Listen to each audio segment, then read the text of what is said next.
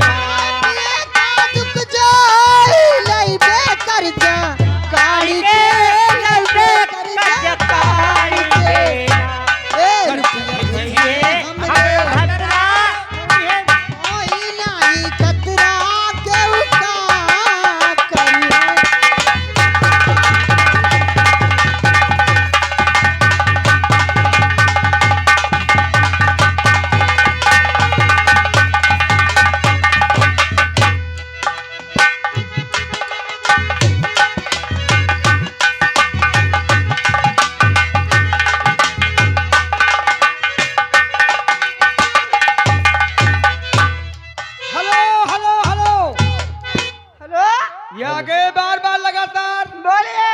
कर रहे हैं नोटी की बौछार। निजाम भाई पौली वाले हाँ। ये रवाइश वाले हैं। चाहे गोला बनवाओ, चाहे हथगोला बनवाओ, चाहे छुरछुरिया बनवाओ, महिका बम बनवाएगा। बम तो खुद ने पानी है छुरछुरी है। बम जब छूट गया लहंगा तरे हाँ। तो समझ लो सब बुक बुक बुक बुक फाट अरे गए। उनसे बड़ा बम है मेरे पास। एक चुम्मा तो हमका उधार दे दे, ये फरमाइश आई हुई है। अरे की चुम्मा,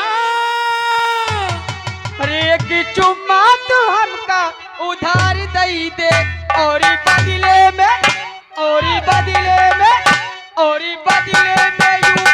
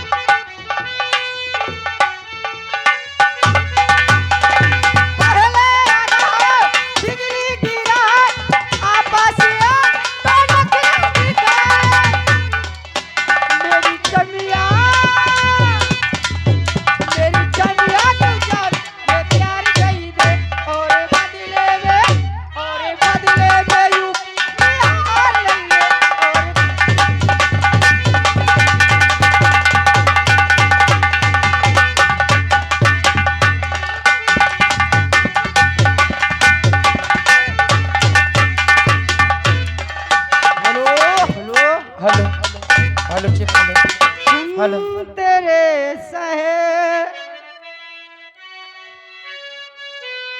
हेलो तेरे सहे देखो ये आए हैं श्रीमान, ये हमारे सुरेंद्र भाई।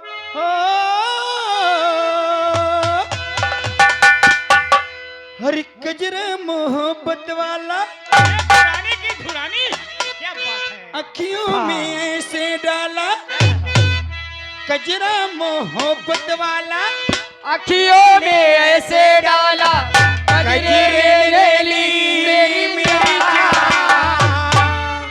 हाय मैं तेरा कुर्बान कजरा मोहब्बत वाला अखियों में ऐसे डाला कजरा मोहब्बत वाला अखियों में ऐसे डाला कजरे ने ले ली मेरी जान। हाय मैं तेरे कुर्बान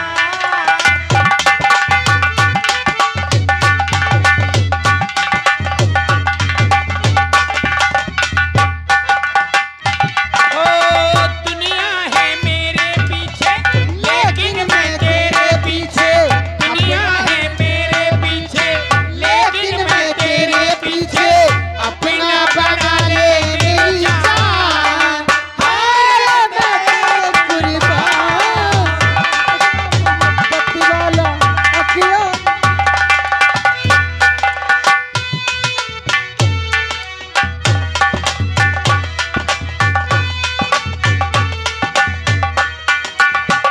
आई हो कहाँ से गोरी आंखों में प्यार लेके आयो कहाँ से गोरी अखियों में प्यार लेके चलती जवानी में पहली बहार लेके दिल्ली शहर का सारा मीना बाजार लेके झुमका परी वाला कानों में से डाला झुमका बरेली वाला कानों में से डाला झुमके ले ली मेरी जान। हाय मैं तेरे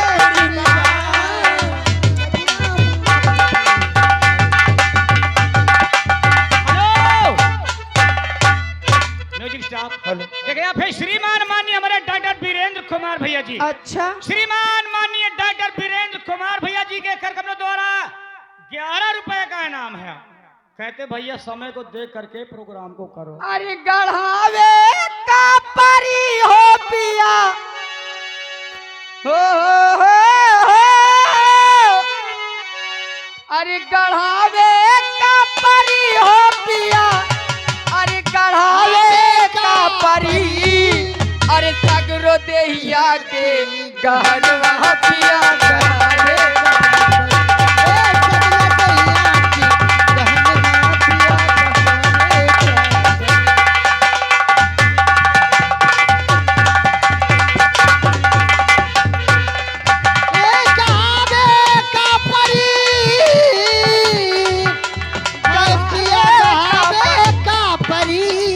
सगरो देहिया के गहनवा पिया गहने सगरो देहिया के गहनवा चुपचाप निकल चल ये टोपी लाल क्या कह रहा तू अपन अपन इज्जत मर्यादा समेटो गठरी ए मरिया अपन अपन इज्जत समेटो मुर्गी की तरह यहाँ मत कुड़कुड़ा